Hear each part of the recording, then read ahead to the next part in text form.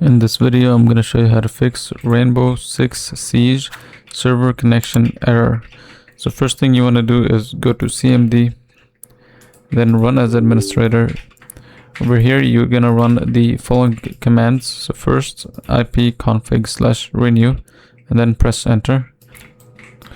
And then ipconfig flush DNS, and then netsh int ipset DNS. Then netsh winsock reset, then netsh int ip reset. So after you write this last command, you can close this down, and here you want to head to the control panel.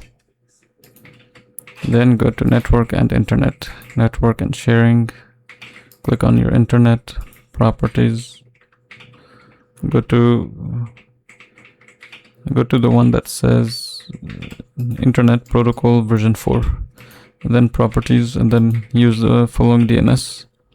Type in 888888, then 44.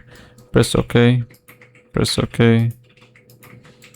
And then you want to go here and type in network reset, and click reset now.